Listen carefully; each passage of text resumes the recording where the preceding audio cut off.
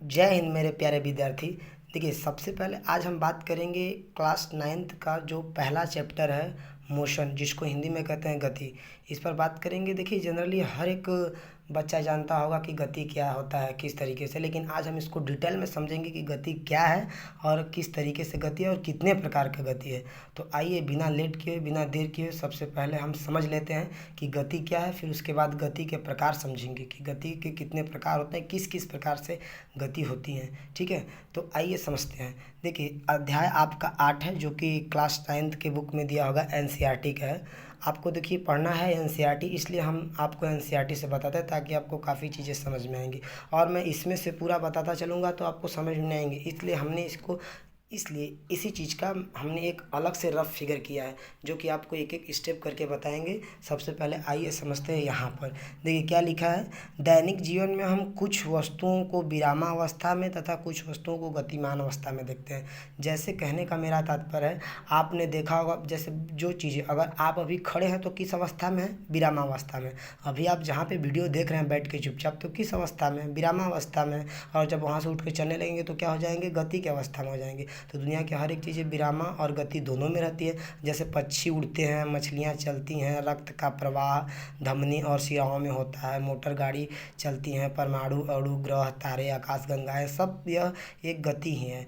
हम प्राय समझ सकते हैं कि कोई भी वस्तु तभी गति करेगी जब वह समय के साथ अपनी स्थिति में परिवर्तन करेगी। देखिए, जब आप अपने घर से या फिर कहीं से उठ के चलते हैं तो कुछ समय लगता है, और जो भी आप दूरी तय करते हैं तो दूरी और समय दोनों लगता है। इसी को हम ऑल ओवर अगर देखा जाए तो गति किसे कहते हैं? तो कोई भी चीज़ें हो, जब अगर वो चलना प्रारंभ करती है तो उसी को हम क्या कहते हैं? गति कहते हैं। और बाकी आप अपने से डिटेल में थोड़ा सा एनसीईआरटी का पढ़ लीजिएगा, और हम आपको निचोड़ बता ही दे रहे हैं। तो गति किसे कहते हैं आपने, आई होप कि आपको क्लियर आ गया होगा समझ में। ठीक है, यह वीडियो ज़्यादा लंबा ना हो और आपको हेल्पफुल भी बनाना है। तो चलिए आइए समझते हैं। गति तो आप समझ लिए। आइए, गति के कितने प्रकार होते हैं। बढ़िया, देखिए हम कंफ्यूज होते हैं हम लोग कि गति के कितने प्रकार होते हैं। तो मेनली गति के जो प्रकार होते हैं वो 3 होते हैं। हम देखिए यहाँ पे लिखा है ना, पहले सरल रेखीय गति, तो इसको हम यहाँ पे एक रफ फिगर किए हैं जो कि डिटेल में आपको समझाना चाहते हैं। तो देखिए हमने एक रफ फिगर कर लिया है। देखिए, गति के 3 प्रकार होते हैं। कितने? 3 प्रकार। पहला अगर गति बात करेंगे तो रेखीय या सरल रेखीय गति या फिर स्थानांतरित गति। इसको हम तीनों नाम से जान सकते हैं। सरल रेखीय गति बोलिए, चाहे स्थानांतरित गति बोलिए, चाहे रेखीय गति बोलिए। तो हमने परिभाषा पहले ही लिख लिया है। क्यों?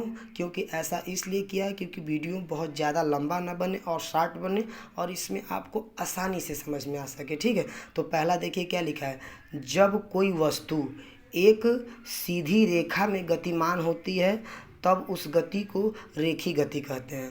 कहने का मतलब कि जब कोई वस्तु एक सीधी रेखा में, जैसे कि मान लीजिए जब कोई वस्तु एक सीधी रेखा में खड़ी है, मान लीजिए आप यहाँ पे एक लंबा, जैसे मान लीजिए कि ये लंबी सड़क है सीधी, और यहाँ पर एक व्यक्ति के आप खड़े हैं। ठीक है, तो आप जब जाएंगे इस रोड पर तो एकदम सीधा गति करेंगे, तो समझ लीजिए जो भी रूट है सीधा, जो सीधे जाता है उस गति को हम क्या कहते हैं? सीधा बात से बोल देंगे रेखीय गति, या फिर बोलेंगे स्थानांतरित गति बोल सकते हैं। हमने एग्जाम्पल में एक लिख चुका है, आपको दिखाते हैं। देखिए, जैसे एक सीधी सड़क पर कार, एक सीधी सड़क पर जैसे कि आप देखेंगे अदलाहट से सीधे आपको अरोड़ा जाना है, तो सीधा एकदम रोड जाता है। तो सीधी रेखा पर एक कार चलना और सीधा रेखा पर एक सड़क पर चलता हुआ आदमी, ये सब क्या हो गए? ये आपके आ जाएंगे सरल रेखीय गति में। समझ में आ गया? आइए दूसरा देखते हैं क्या होता है।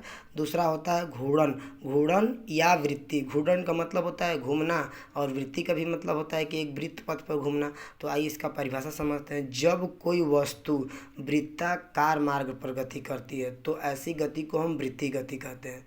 जब कोई वस्तु वृत्ताकार मार्ग पर, मार्ग का मतलब रास्ता, वृत्ताकार मार्ग पर गति करती है तो ऐसी गति को वृत्तीय गति कहते हैं। देखिए, जैसे कि अब देखिए मान लीजिए पूरा एक रिंग है गोल सा, और यहाँ पर आप खड़े हैं और यहाँ से दौड़ते दौड़ते इस पूरे रिंग का आप चक्कर लगाते हैं, तो एक गोल में घूम रहे हैं ना।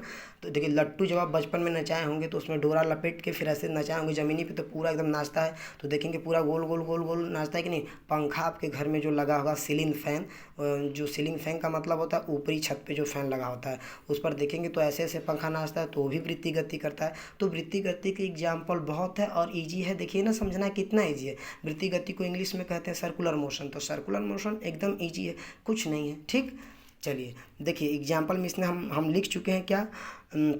लट्टू की गति, छत के पंखे की गति, चलती ट्रक, बस आदि वाहनों के टायरों की गति। जैसे आपने बस, ट्रक, साइकिल ये सब चलता हुआ जब रोड पे देखेंगे तो उनमें जो पहिए लगे होते हैं वो गोल होते हैं और कौन सी गति करते हैं, वृत्तीय गति करते हैं कि नहीं, घूमते रहते हैं। ठीक, आई होप कि आपको क्लियर हो गया होगा। ठीक, देखिए अब लास्ट और आखिरी गति पढ़ते हैं, कंपन। कंपन का मतलब जैसे कि मान लीजिए आप देखे होंगे वो बजाने वाले को, जो गिटार आप देखें, जो गिटार बजाता है, गिटार कुछ इस तरीके से करता है, जो गिटार वादक रहता है, गिटार बजाता है, उसमें जो तार लगे होते हैं बस उसको ऐसे ऐसे करता है तो कंपन करते हैं, इसलिए उसी कंपन से ध्वनियाँ निकलती हैं। तो देखिए कंपन बोलिए या फिर उसी को बोलते हैं दोलन गति, इंग्लिश में बोलते हैं ओसिसिलियस मोशन। ठीक, तो देखिए इसका परिभाषा ये समझते हैं, जब कोई वस्तु गति की अवस्था में, जब कोई वस्तु गति की अवस्था में इधर उधर या ऊपर नीचे गति करती है तो ऐसी गति दोलन गति कहलाती है। कहने का मतलब आप यहाँ पे समझिए, देखिए जब कोई वस्तु, मान लीजिए कि एक क्या है आपका, ये हमने आपको बना दिया है और आपको हम दिखाते हैं। देखिए मान लीजिए ये आपकी क्या है, घड़ी है, और यहाँ पे दिखा देते हैं ऐसे ऐसे ऐसे करके। ठीक, एक घड़ी है और आप देखे होंगे ये वाला घड़ी जिसमें कि लगा होता है पेंडुलम।